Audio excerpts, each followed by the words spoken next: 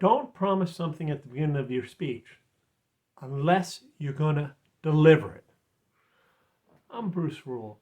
I'm a writer and editor, and I recently published a book called Heartfelt Goodbye, How to Write and Deliver the Eulogy Your Loved One Deserves. And I've been doing this vlog for about 5 years called Learning to Survive in a Gig Economy, where every week I've been providing a short video with some tips on how freelancers can survive in gig economy. And one of the things that I've talked about in the past, numerous times actually, was the importance of having an elevator pitch, having a short, concise way of explaining what you do so that people are interested in your services or your products and what have you. And today I was listening to a TED Talk on how to do a good introduction. And the man came out and he said, I don't believe in elevator pitches. I want to kill the elevator pitch. Just kill the whole idea of it. And well, that's catchy. That catch your attention at the beginning of a speech. And then he proceeded to explain what an elevator pitch is and suggested doing an elevator pitch. He just didn't call it that. He called it an introduction. And about halfway through, I thought to myself, gosh, this man is not delivering on his promise at all. Because basically all he did was tell you how to do an elevator pitch. And he never acknowledged that that's what he was doing.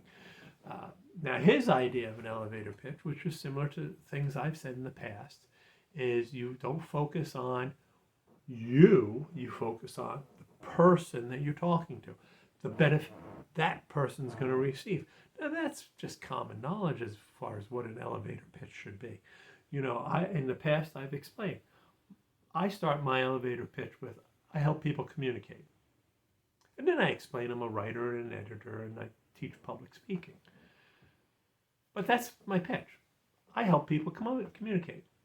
That's how I start off. I'm focusing on them. I help people, you, or anybody else. So his argument is don't do an elevator pitch. Do I help people achieve a result and then put in whatever that result is. I help people do better sales. I help people keep their yards clean. I help people, whatever. That was his big thing. And I thought to myself, that's exactly what an elevator pitch is. Now, that's not to say that he didn't have some good advice. You know, no jargon or buzzwords. Okay, that makes sense. Try to explain it as simply as possible. If you can't explain what you do simply, you really ought to be thinking about what you do for a living, you know. He did also suggest that when you meet somebody for the first time, ask them what they do. So this way, when you find out what they're doing, you can tailor your elevator pitch a little bit better to focus on things that they might need. This is all good advice. Don't get me wrong. But it's an elevator pitch. And I was sitting there going, where's the part where the elevator pitch is wrong? And because all you're doing is telling me how to do an elevator pitch. And then he finished up. He said, you know, that's the way to do it. You know, then you can go into more detail if you have time. But, you know, that's what you want to do. You want to focus on them and the benefit you're giving them. But forget about the elevator pitch. Doesn't make any sense. You know, don't promise something at the beginning of the speech unless you're going to deliver it. Don't think you're being clever by saying, I'm not going to talk about elevator pitches, and then just explain what an elevator pitch is. It doesn't really work, honestly. What do you think? Comment down below on whether or not you think that that's a good strategy for a speech.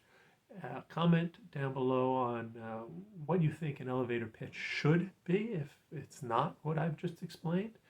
And hit the like and share button because I think this is important to get out there for other people to hear.